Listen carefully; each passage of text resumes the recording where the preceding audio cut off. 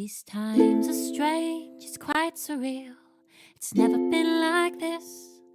Remembering the good old days when we could hug and kiss. We'd pack the gyms and restaurants and move to public settings. We'd give high fives and drink at dives, hold hands and dance at weddings. Now the days are longer, yet the darker in a way. We're pressing pause on normalcy, just going day by day. But we can still make jokes and art, garden, dance and sing. Cook, read books, try on fun looks and learn about new things. We can talk with friends of ours and have a heart to heart, just so long as we all stay 6 feet apart, 6 feet apart.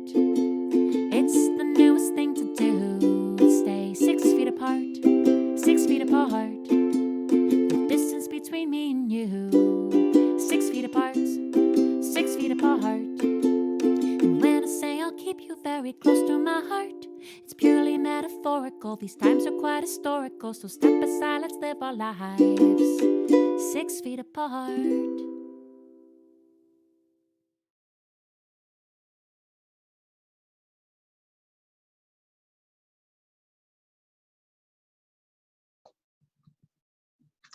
Welcome to Sunday Night Stories, brought to you by 6 Feet Apart Productions. My name's Regina Stoops.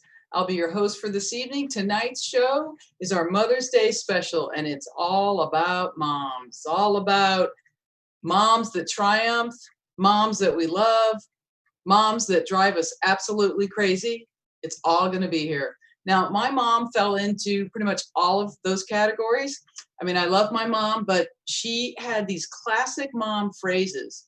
I'd like to share a few with you. So first one was cry me a bucket, which translated to get over it. You have enough water in that bathtub to float a battleship, which I think is self-explanatory. Also, hotter than Billy be damned, which I never quite understood because I didn't know who Billy was or why he was damned or why that was a good measure of the temperature. Regardless, I love my mom. She made it to 91 years. God love her. We threw her a party when she turned 90. It was a rager at the Olive Garden. Started at like 11 a.m. and went all the way to 2 p.m. And it was crazy. I mean, you get a bunch of Depression era women together and you put them in a place where there's free breadsticks, it's going to be off the hook. And it was. So my mom, I loved her. And you're going to hear about a lot of different moms tonight. And also on tonight's show, we're going to be voting on JP's haircut. Now, the email that you got that had the link for this show that you're watching right now, it also had a link that would take you to our website and a form where you could vote on JP's haircut. And he is going to cut it live tonight. These are desperate times. They call for desperate measures. So by group vote, you can, there's one, David Beckham, there's the Brad Pitt, the Grace Jones, and the Robert Smith from The Cure in the 80s. So all of those styles are there. Pick one out, help JP, and we're going to watch him cut his own hair. This is the place where storytelling and a complete lack of haircutting skill are going to all come together just to make incredibly riveting live TV. Now we know this is different, this type of show. So what we'd like you to do to kind of create a at home but yet out vibe is get yourself comfortable, maybe get a drink, relax, get on the couch. And what you're going to have tonight is you're going to have 6 storytellers that are going to tell true stories. These are stories that are told without notes, without a net, and there's no reading of them, and no X-rated, although I can't guarantee that it'll be G-rated. So if you've got small children in the room, you may want to think about moving them to a different location. But it's going to be a great show. We're very excited. We have quite an eclectic mix. In fact, we have quite a wide geographical mix. We have storytellers from Northern California. We have a storyteller from Minnesota, one from Chicago, and one from Belgium. So we've really expanded our reach here on Sunday Night Stories. So I'd like you to sit back and relax, and I'd like you to raise a toast to your mom. I'm going to raise, here's a toast to my mom. Mom, happy Mother's Day. Everybody take a drink. Get ready for a great show. I'm really thrilled to introduce our first storyteller. She has a book coming out November 30th, but it's available now on Amazon for pre-order. So you need to go to Amazon after the show and look up the book. It's called Unnatural Resources. She's a contributor to the anthology Mama's Right and also the award-winning anthology She's Got This. So please give a warm welcome in your living room to Mindy Uhrlaub. Thank you. So the most important message I ever got about parenting was one I got back in 1978 on a camping trip with my family. It was my 9th birthday, and my nanny was not a fan of camping. She did not like being in a tent, too many creepy crawlies, and she was claustrophobic besides. And my dadder, he was quite an outdoorsman, and I was just like my dad. And so dadder rented a pop-up trailer from a friend. And I remember this 6.5-hour drive from our house in Highland Park, Illinois, to Hillman's Ferry, Kentucky. My younger brother, Brian, who was about 6 at the time, amused himself by talking ERAs and RBIs about the Chicago Cubs with Nani. And I actually had a fever and was feeling queasy in the back seat, but I amused myself because a friend had given me a ballerina Barbie. She had a little crown on the top of her head, and I spent most of that drive trying to remove the crown, was crestfallen when her entire head popped off because that crown was actually affixed to her scalp. Anyway, we arrived to Hillman's Ferry, which was at a campground called the Land Between the Lakes, which of course was right near, you guessed it, a lake. And the mosquitoes immediately started dive bombing us. So we popped the pop top and went inside, and Nani started mixing up a big batch of orange tang for us. And Brian and my dadder got ready to go collect firewood. Nani, who was 5'8", had to stoop to sort of make the hamburger patties. And when Brian and dadder and I went out into the woods, Brian sat down on a log while we were collecting deadfall and branches. And when he stood up, he was covered completely in ticks from head to toe, even on his privates. So we went running back to the campsite, where my dadder had this idea to douse my brother in lighter fluid. Now, it does work. It actually does kill the ticks, but it's not so safe around open flame, especially when you're making hamburgers and s'mores. He did live through the night, but it was scary, and my parents definitely fought about that. Later that evening, we all went to bed. My brother was in one bay window of the trailer, and my parents were in the other bay window of the trailer. And I was on this table that made into a bed right next to the door. Thank God, too, because it was then that the stomach flu that I had kicked in, and I had to go running outside, not just to get sick to my stomach, but to simulvoid, diarrhea, vomiting, all at the same time, and right into the fire pit.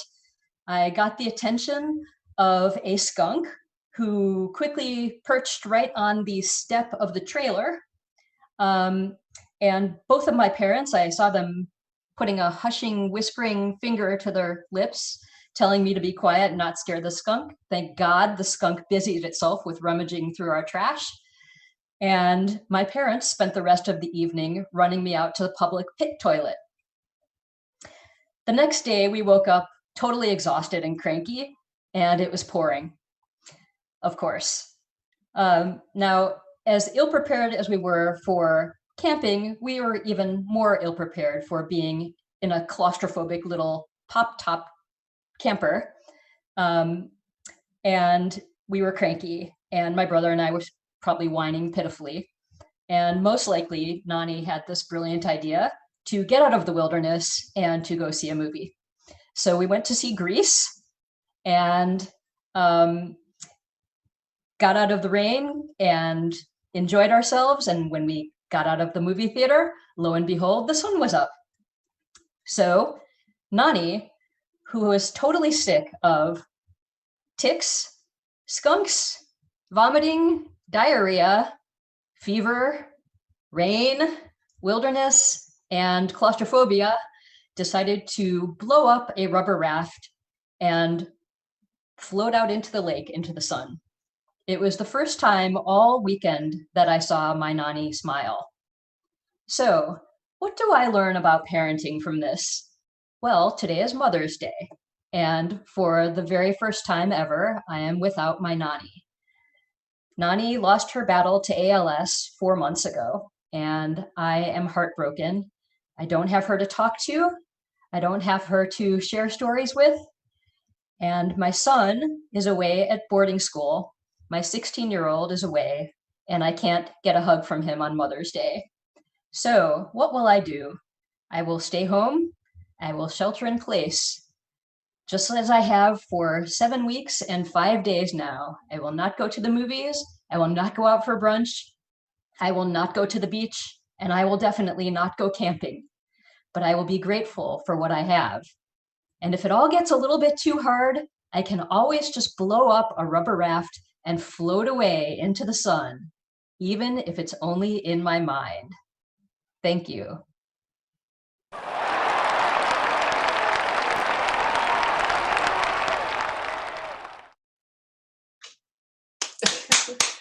Oh, thank you very much. Thanks, Mindy. That was a great story. Your Nana lives on in your stories, and that's wonderful. In fact, I'm gonna drink a toast right now to your Nana. All right, so here we go. That's for her. Okay. All right. We're gonna carry on here.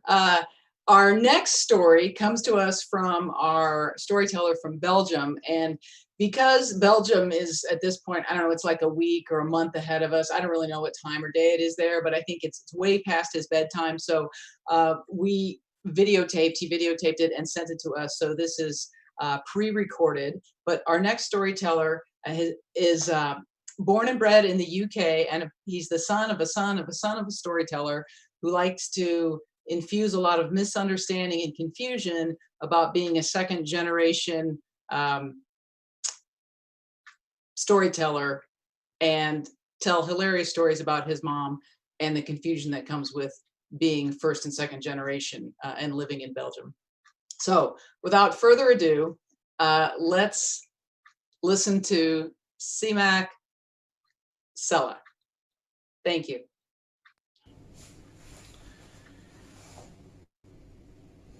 Growing up in the UK in the mid-70s, even as a 10-year-old, I realized, and I could see that it was a bit weird that my dad would commute to work in a VW camper. Wasn't far to go to the hospital where he worked as a doctor. And as I grew a little bit older, I realized that he was probably using the local nurses' accommodation, because it was a teaching hospital, the nurses' accommodation as his private dating agency. This caused problems, as you'll understand, between my mum and dad. And whether my mum was already like this, or whether this situation with my dad's philandering turned her into this kind of person, she became, and is still to this day as an 8-year-old, an incredibly jealous person and distrusts anyone. Now, my dad died in 1990. My mum remarried the most amazing guy, wonderful gentleman. His name is Roger. He's a local politician, very buttoned down.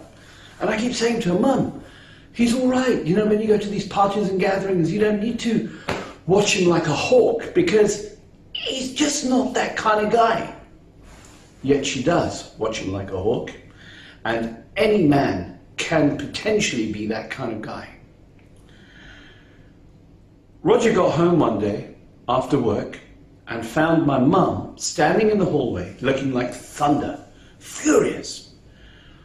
Love, what's the matter? What's the problem? Somebody left an answer phone message on the telephone. Yeah? And instead of Councillor Hayes, can I speak to Councillor Hayes? It's Roger, Roger, Roger, Roger.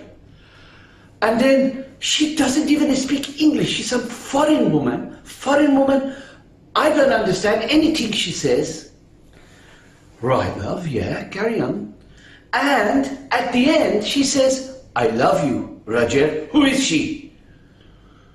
Roger sighed, and my mum followed him around the house before he finally agreed to listen to this message. And he pressed play, and he listened, and after about 10 seconds, he turned around to my mum and he said, "It was you! That's your message! You left it!" Oh. Now, it's understandable. My mum is 80 years old, and she's prone to doing things like that. But this reminds me of she's prone to doing lots of things on answer phones. She messes up answer phones, whether it's her leaving a message or listening to someone else's message. And it reminds me of another time, which happened to be around Mother's Day. Years before, I'd been working incredibly hard, and we were running this event at work, and I remember not being able to speak to my mum for 3 days. Now, for those of you who are familiar with either Iranian, Jewish, or Italian mums, know that you have to speak to your mum every day, and that you have to tell her that you're wearing something warm before going out, all that kind of stuff. And I hadn't spoken to her in 3 days, which was a potential disaster, and I wasn't looking forward to having to speak to her. On the last day, my boss said to me, on the last day of the event we were running, "Siamack, let me give you a lift home." And I said, "You know what, leave it, I'll get a tube, train, whatever." He said, no, I insist. Dropped me off home, and I said, "David, come and have a cup of tea." And he went, "Well, it's a bit late, you know." No, I insist. So in he came, sat down, and I walked into the kitchen, past the chest of drawers which had the answer phone. Remember those cassette-driven answer phone machines? And I pressed play, and I continued into the kitchen to put the kettle on. And I heard my mum speaking in Farsi at first. "Siamack, where are you? What has happened to you? Are you alive? Are you dead? I can't get hold of you." This is before the days of mobile phones. "Call me." And then she suddenly broke into English. And at that point I thought, oh my God. And I sprinted out of the kitchen, back into the hallway. But too late, because she managed to get out in English. "If you don't call me, I will come to London and cut your dick off." I stood there, frozen, and I looked slowly to my left.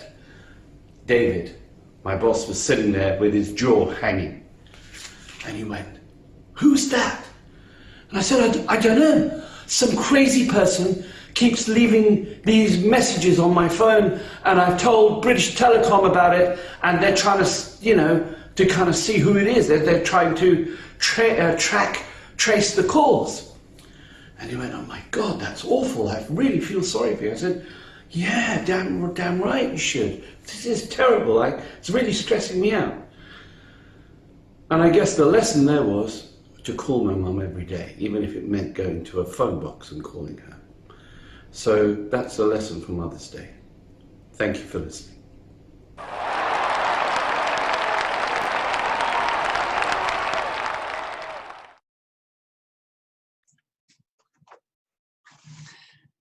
Great story, Siamack Salari. Thank you very much. And Siamack, I gotta drink a toast to my mom and to your mom as well, and to Mindy's Nana and wait, what's that? Oh, apparently I've already drank a toast to my mom. So let me drink to my grandmother. Okay, to my grandmother. Cheers. All right, next up, our storyteller. Her writings have appeared in Huffington Post, as well as several anthologies, and they've actually even been turned into a stage production.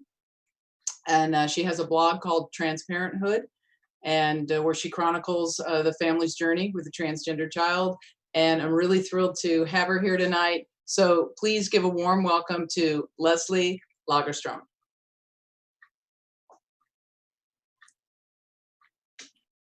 In 1999, my child Sam brought a photo home from preschool that featured 3 kids playing house, with my child playing the role of the dad, because as Sam explained it, that's who I am.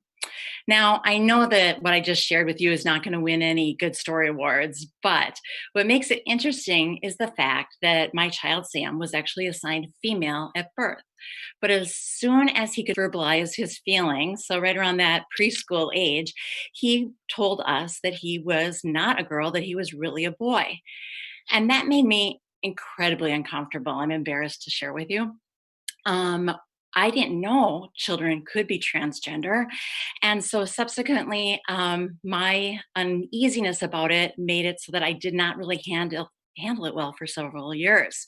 So what did I do? I kind of clung to that tomboy label. I'd listen to my friends who said that they were tomboys as children.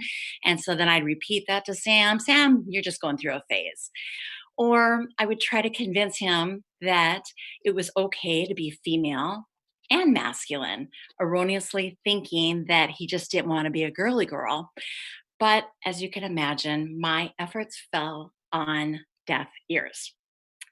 And then one day, I heard about a camp just for girls that emphasized science and technology, subjects that historically had only been encouraged for boys to pursue. The camp was replacing traditional girl activities like making friendship bracelets and arts and crafts and sing alongs with classes in physics and electronics. The concept was simple. The campers during the week would learn all the sciences that they needed to create their own remote controlled boat. And then the week would culminate with parents coming to watch everyone race their boats against each other. I have to tell you, I could not have hoped for a less feminine camp if I had created it myself, or so I thought. Our family arrived early that last day to get good seats in the bleachers, and my first red flag indicating that Sam was not happy to be in this girls' camp came in the form of what he named his boat. The kids were filing in, and I'm reading the different names on the boats. You know, what would 12-year-old girls name things? Very cute and innocent names like Gummy Bear and Cutie Patootie and Honey Bunny. And then I got to Sam's boat, and he had named his boat the Fireball. Okay, that's different. The campers continued to march in and march past us in the bleachers, and I started to squint to see what was inside their boat. And I must have been mumbling this out loud because a mom next to me looked over and said, "Oh my gosh, isn't that cute? They've got dolls sitting in their boats." Okay, now I know that her lips were still going. I know she was saying something, but I did not hear anything after the word dolls because I knew that Sam must have been absolutely repulsed when he was handed a doll that was intended to be the captain of his boat.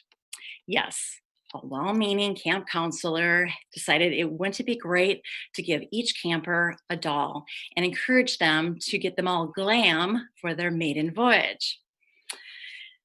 At the starting line, my eyes went from boat to boat, where I could see the dolls were clearly just mini-me's of their owners.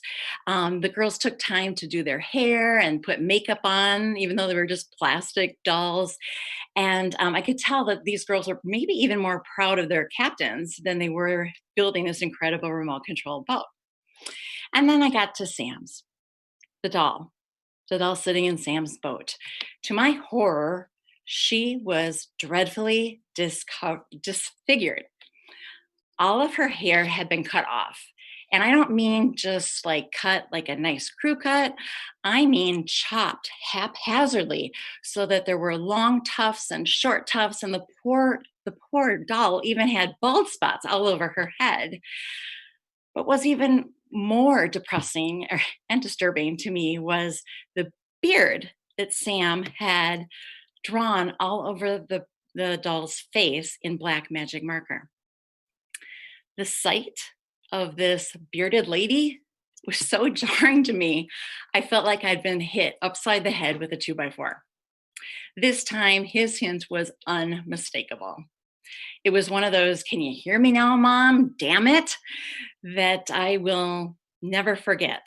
And it was being delivered by a child who was at his wit's end because of his mother, me, denying his sense of self.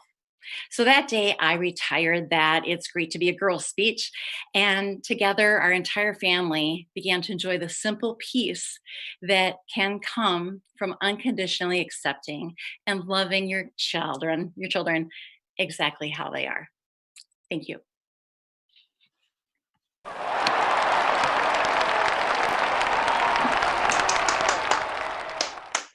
Thank you so much, Leslie. Thank you for that wonderful story. And thank you for being the mom that you are, and sharing your story with the community and with the world at large. So thank you for that. So a toast to moms and grandmothers and okay, apparently I've already toasted to moms and grandmothers. So, stepmoms, everybody, let's raise one for stepmoms. Okay, all right, next up, happy to bring you a San Francisco-based storyteller. I forgot to tell you that Leslie was actually our Minnesota storyteller, so thank you for that. And our next storyteller is San Francisco-based. She's performed at Beyond Border Storytelling, About Last Night, Muni Diaries, and Les Writes. She loves to tell stories about her dog, her Irish heritage, her queer life, and tonight, her mom. So please, let's give a warm, in your living room welcome to Maureen Bogues.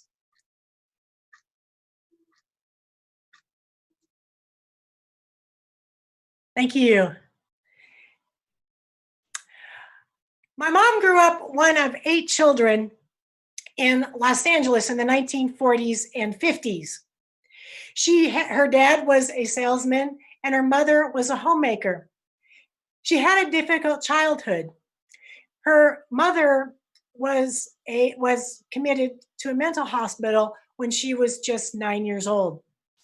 Overnight, my mom became the mother to her 5 younger siblings and the overall caretaker for the whole family. This was not an environment in which dreams thrive. It was all about survival. But my mom had a dream. She wanted to be a classical singer. She had been singing in choirs and at parties throughout her life, beautiful alto voice. But then she got into her 20s, she met my dad, they started having kids, and all of us, 4, and the dream could have died there, but it didn't. She started taking courses at college, and while we were all ranging in age from maybe 5 to 12 when she started, and eventually she got a bachelor's of music degree. I remember that time as her being very busy and focused. We had all this wonderful music. She was singing Schubert and Mozart at the piano and playing Bach on the piano when she wasn't managing the household and studying. But I also remember feeling a little bit invisible during that time because my mom, of our 2 parents, my mom was a little bit more reserved. And she was very, like I said, she was very busy at this time.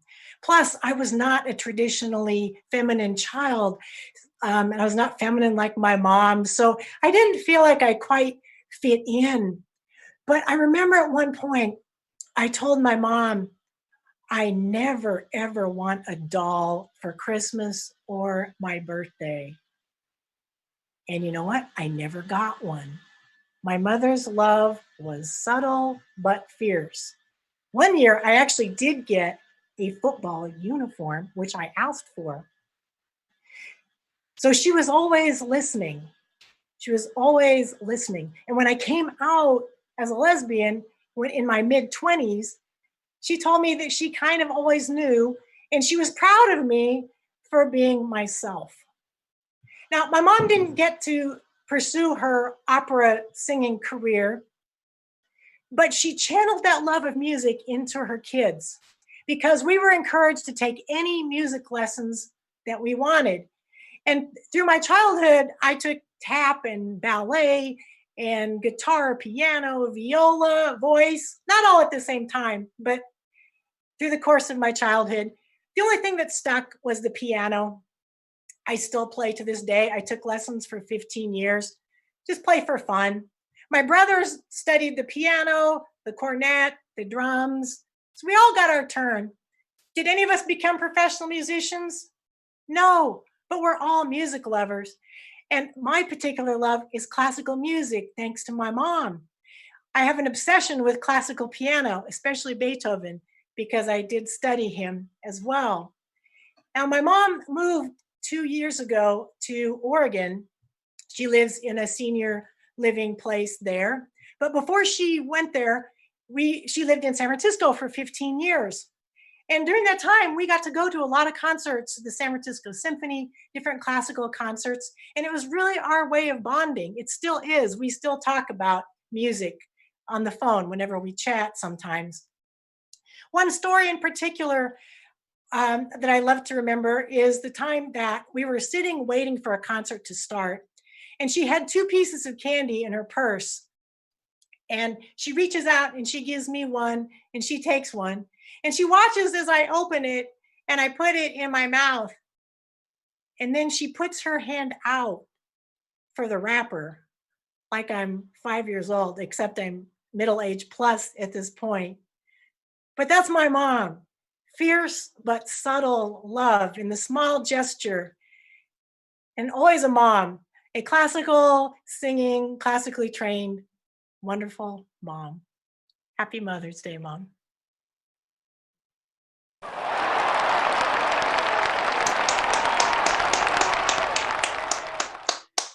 Thank you, Maureen. Thanks so much. What a wonderful story about your mom. And yes, unconditional love is one of the best things that you can give your child as a parent, or you can receive from your own parent. And so, you know what, let's give a toast to, you know, grandmas and moms and stepmoms what? Oh, apparently I've already toasted to moms and stepmoms and grandmas. So, you know, anyone who's never had to mother anyone, let's just drink to those. All right. Okay. Thanks, Mom. All right. Next up, we have a gentleman who I'm very excited to bring here. He's been on our show before, and I've seen him on many of the Moth stages and StorySlam stages, and he's won many of those events.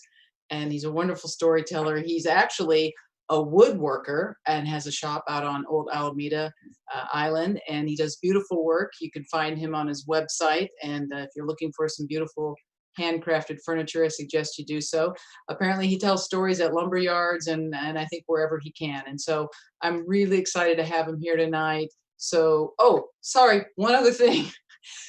If you're watching this, put something in the live chat for us. We'd love to hear from you because we've got a lot going on. And you know what? I just completely screwed up because the guy that I'm building up for you, you're going to have to wait just a little bit longer for him because he's not the next storyteller. I just wanted to build the suspense on that one. So go ahead and make comments in the live chat, but not about that. And so next, what I'd like to do is I'd like to bring our Chicago-based storyteller to the stage. And she is an author, a humor writer, and a storyteller. And she's appeared in McSweeney's, Funny or Die, Forbes, and on stage at the Chicago's I.O. Theater, among other places. So please give a warm living room welcome for Amanda ReCupido. Thank you. It turns out you can go anywhere in a hospital if you wear a blazer and walk with purpose. This was before everything, of course. But in the week before the world changed, I could go where I wanted and I had places to be. That morning, my 93-year-old grandmother, my Nona, went into her backyard for her daily garden check. Now, her garden is what keeps her going. There's something comforting knowing that if you plant seeds in the ground, and with the right care and attention and patience, you can watch something grow and bloom. It was as she turned back to the house that something snapped and she fell to the ground. Now, she had her phone on her, she was prepared, But a lifetime of Italian stubbornness and the grit that comes with being an immigrant led her to believe she could simply power through this. So even when my uncle called and said, "Ma, you sound out of breath," she decided not to say anything about the fact that she was on the ground and said, "Oh, I'm just outside," and hung up the phone. It wasn't until hours later, as the afternoon sun was beginning to descend, that she finally called my mother for help, the one who lived the farthest away. And after a game of phone tag, my uncle finally takes her to the ER. I found all this out on my way out the door from work, on my way to a client meeting, with a very straightforward text from my mother that simply said, "Nona fell today." So as I was at this meeting, I was getting texts from my mother and my uncle, and I was also getting updates from the other side of my family because my sister-in-law had just gone into labor. By the time the meeting ended, Nona had been checked into the hospital, and I had a new niece. Dying due to your own stubbornness would be very on brand for you. I went to the hospital around noon the next day. I'm carrying 2 submarine sandwiches from the deli next door, and I had come just from another client meeting, so I'm in my presentation outfit of a dress and a blazer. Nona's sitting up in bed, and she's had some pain medication, so she looks good, but she's not hungry. And my parents and my uncle are there, and my mom has also brought a Tupperware full of chocolate chip cookies, and if that weren't enough, she also brought a panettone cake, which is an Italian fruit bread. So leave it to the Italians to bring food to someone who doesn't want or need it, because carbs are our love language. Now, I went from that hospital on the south side of Chicago to the western suburbs to visit my sister-in-law. And it occurred to me in both places, no one checked me coming or going or asked where I was heading as I was on the elevator and poking around rooms trying to find out where I was going. And I get to my sister-in-law's room and I hold my new niece and I tell her about just visiting Nona and about the circle of life and the absurdity of having 2 completely different hospital visits in the same day. And I drive home and I sit down for the first time all day and I feel like I've been swimming. I'm so exhausted. And I take off my blazer, what was holding me together, and I begin to cry. And I planned to visit Nona the following week, but of course by then we couldn't. As you know, we started working from home and then the bars and the restaurants shut down and then the city and then the state. And then now I'm sitting at home in my blazer on Zoom conference calls all day. And my sister-in-law's at home with an infant and no one allowed to visit to help her. And Nona, by this point, had been moved to a rehab facility and quarantined in her room on top of it. And I tried to call her every day, and some days would be better than others. And one bad day, I cried to her about how much I missed her and how I hated that she was in there alone, how she should be at my parents' house eating good Italian food and listening to opera, and someone should show her that video on their phone of the Italians on their balcony singing, how she would really like that. And she has to cheer me up from the fact that she is going to die. And that evening, my husband rewatches the finale of a TV series where the characters decide for themselves when is the right moment to say goodbye to their family and friends and walk into a door, into nothingness. I look at the reports on my phone of the increase in cases. I feel surrounded by death. Now, there is some happy news. After a couple weeks, Nona did make it out of the rehab facility and is at my parents' enjoying all of those things that I wished for. And I can see her on Zoom, but it's not quite the same. But now there's nothing to do, nowhere to go. Now is the time for patience. Now there's nothing but the waiting.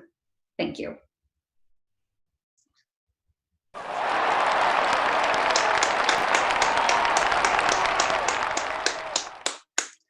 Thank you. Thank you so much, Amanda. And I'm so glad that she's doing well. Yes, thank you. And so I've seen some of the comments in the live chat. A few of you are concerned about my alcohol consumption and the fact that I've completely lost track of whatever this show is supposed to be in terms of an agenda. So just to tell you, I'm fine. I'm not driving anywhere, so because I am at home. So I'd like to just give it one last toast to me. White wine this time. I'm off the hard stuff. So I think I'm going to be all right.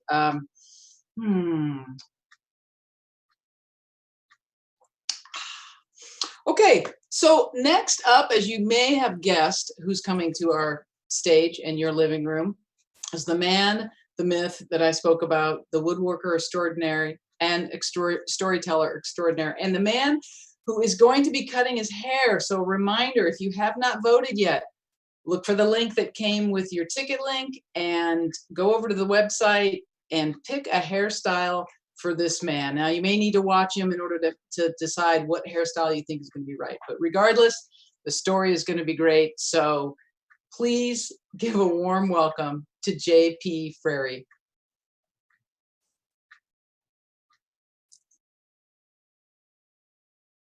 I'm not cutting my hair. I don't care what you say. I'm not cutting my hair. No, I'll do it. I got nothing else going on. Who's going to see me for the next 3 weeks? My first girlfriend in high school, I kept private. I kept it to myself. I didn't tell my family. And I'm sure I'm not alone. I'm sure a lot of people did that. I'm sure you had a girlfriend and you didn't tell anybody, or a boyfriend, or whatever you had going on. And I was going to keep it that way, but I made the mistake of being absent the day the journalism club was picking the homecoming king and queen couple. My girlfriend and I were both absent from that meeting, suspiciously. And so the kids thought it'd be funny to nominate us as the couple for homecoming. And we weren't popular. We weren't going to win. It was a joke. And the thing is, I grew up in a small town in Northern California. And the day before homecoming, the local paper, the Ukiah Daily Journal, would print pictures of the couples running for homecoming. So my picture was in the paper with my girlfriend. And that's how my mom found out I had a girlfriend. Now, my mom loved high school stuff. She loved spirit rallies and homecoming. She loved when any of her kids was in a play or a musical so much, it was almost over the top. When I ran for sophomore class vice president and won, I thought my mom was going to lose her mind. Like, it was over the top for her. And so I wanted to keep this dating thing private. And so I come home from school and there's the newspaper sitting on the kitchen table. And my mom is there and she says, I went to the beauty parlor today and Mrs. Brody told me you have a girlfriend. And I said that you didn't. And she showed me the newspaper. And there you are with this Lutheran girl named Julia. My mom was Catholic, by the way. And Lutheran's Catholic light, right? You know, it should have been okay. And then she said, well, you know, even the woman who does the permanents knew that you had had a girlfriend for 2 months. Do you know how embarrassing that is for me? Now, I tried to defend myself. I said, hey, you know, like, this is it. You make a big deal out of stuff. That's why I didn't tell you. But I need you to know something about my mom. She was not a social butterfly. In fact, she was a very shy person who did not do a lot of social things. And the reason for that is she had severe hearing loss. My mom was a lip reader, a full-time lip reader. And social situations for a lip reader are very tough. You can only focus on one person's mouth at a time, so you never know what's going on. And also, you know, in her day, deaf people were treated like they were dumb. And so my mom really was intimidated by social stuff, but you could tell how much she would love to have been in a musical or how much she would love to have gone to a homecoming thing like that. So she says to me, you know, well, we want to get to know her. Will you invite her for dinner? And I said, no, I'm not inviting her for dinner. I'm embarrassed by you. And I walked out the door. Now, I saw how much that wounded her. But you have to understand, like, things are weird, you know? It's a small town. I had been to dinner at Julia's house. And Julia's folks, they served dinner with cloth napkins. And there were napkin rings, you know, those wooden napkin rings. I had never seen that before. They were rich. I mean, for me, they were rich. They lived up the hill and there was a swim club and a tennis club as part of their development. In my house, we had the same carpet in the house that was in the house when we bought it. And it was already old. It was that thin indoor-outdoor green carpet. In fact, the hallway looked like a miniature golf course in my house. And I was embarrassed by that. And that could be shallow, whatever. I was embarrassed.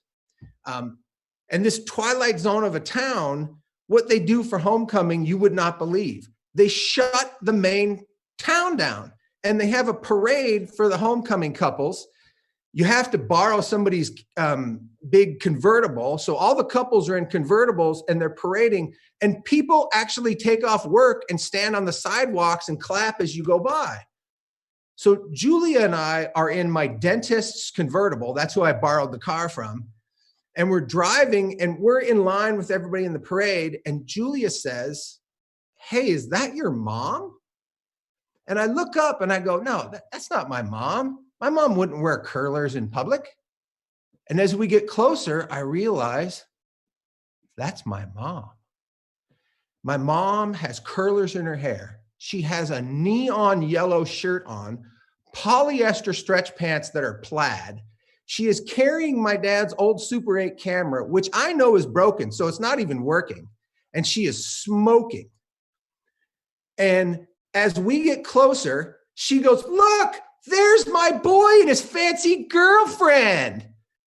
And I am mortified. I tried to sink down low in the car, but it's a convertible. Where do you go? Like, everybody can see you. And my mom comes right up to the car and she takes a cigarette out of her mouth and she just looks at me. And the look she gave me was, from her eyes to my soul, "Fuck you."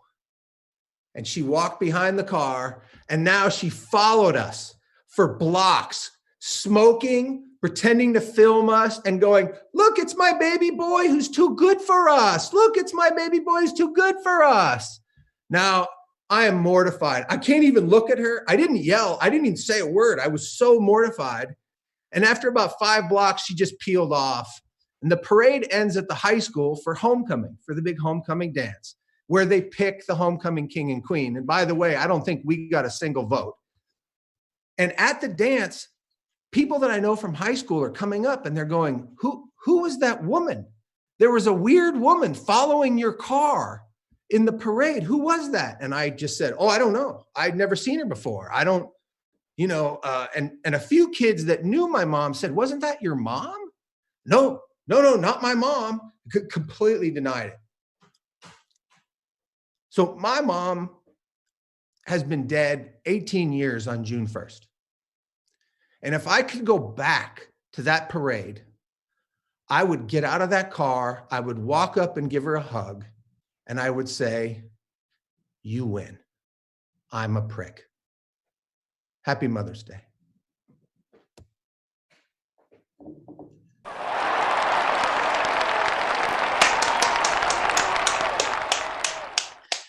JP, thank you. Oh my God, I'm laughing so hard at that image of your mom in curlers and spandex and smoking the cigarette and going down the street. That, oh my Lord. I think we've all had our moms embarrass us in one way or the other. My mom actually showed up at one of my college parties wearing a halter top, a cigarette in an ivory cigarette holder, and I swear to God, she had a lampshade on her head. And no one would even believe it was my mother, which is probably better because I'm not sure I wanted people to know. So thank you, JP. Thank you very much. It's a good memory of your mom that you have. Certainly one that's going to make you smile. I want to say thank you to everyone for coming to the show in your living rooms. Thanks for supporting 6 Feet Apart Productions. As you know, half of the proceeds for the show are going to an organization that helps domestic violence, helps support women who are victims of domestic violence, or anyone who's a victim of domestic violence. And we've done a good job tonight. I think we've probably got about $400 or $500 that we're going to be able to donate. So I'm very excited about that. Thank you very much. And if you haven't voted for JP's haircut, please pop on over there and vote. And while you're doing that, I want to tell you what's going on next week. Next week on Sunday Night Stories, we're going to be celebrating International Internet Day. Stories about Wi-Fi, WWW, WTH, and all things in between. So come by and hear about what can happen when you have the world at your fingertips. Now, I want to bring back all of the storytellers to wave and say hello before we move on to the haircut. So please, let's have a warm clap. We can't hear it, but we'll feel the love. So please say hello and goodbye to Mindy Uhrlaub. Nani, this one's for you. Thank you. Good night. Excellent, wonderful. All right, and Well, I guess we can't get Siamack Salari here, but we'll just thank him anyway from Belgium. Thank you, Siamack. And so next, let's have Leslie Lagerstrom. Leslie, thank you very Thanks much. for being here tonight, and thanks to Sam and Josie for letting me be their mom. Good night, everybody. And next, let's give a thank you to Maureen Bogues. Maureen, thank you. Thank you very much. And happy Mama's Day, Mama. I'm having one in your honor. Excellent, excellent. I'm glad to see you all drinking. I didn't want to drink alone from 6 feet apart. All right, and please keep your love streaming over the internet for Amanda ReCupido. Thanks so much from Chicago, and happy Mother's Day to my mom and, of course, Nona. We're so glad that Nona is doing well. All right, and last but not least, the man, the myth, who's going to cut his hair. And I've just gotten word, I've just gotten the envelope, and the envelope says it's the David Beckham. So we're going to bend it like Beckham, JP. I don't know how this is going to work. This is live. We don't know what's going to happen, but get out those shears, buddy boy, and start going. So I hope everybody can see me. I don't have a mirror, and I've never cut my hair before in my life. So I've pinned the video so I can see my own face on the screen. And I borrowed these clippers from my son. That's an ominous sound, huh? So, I got to do the David Beckham from memory. So, I had planned to do this thing where I just went and act like the screen froze, and then I was going to put David Beckham's picture up. But before I do, I just wanted to put up this. That's the picture from my high school annual for the homecoming thing. And I realized I think I have the exact same hair right now. So, here we go. Keep it long on top. Go JP. Oh, go JP. Oh yeah, short on the sides, long on top. Where's Amy? You should get her to do it. Is it close? Yeah. Does he do both sides?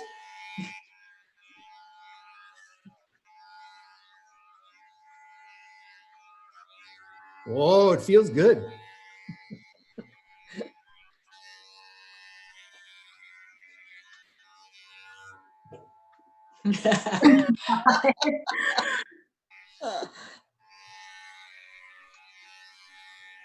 So I can't see the back, so I think I've given myself a mullet.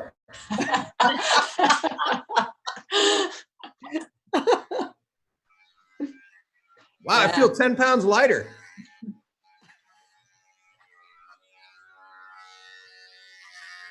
Hairdressers everywhere are cringing.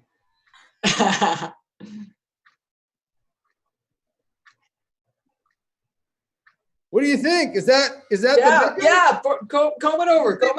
You need more off. More, yeah, there you go. Oh yeah. Can I pretend to be posh? You're getting it. Pull it all down. Yep. A little bit more on that side. A little bit more on that side. You need product, don't you? A little more on the other side. Oh, all right.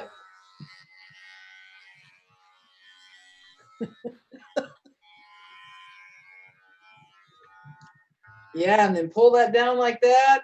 Oh yeah. I gotta say, this is possibly the weirdest thing I've ever done on film. Beautiful, JP. Thanks, everybody. Thank you. Thank you very much. Thanks for the haircut. 6 feet apart, 6 feet apart. It's the newest thing to do.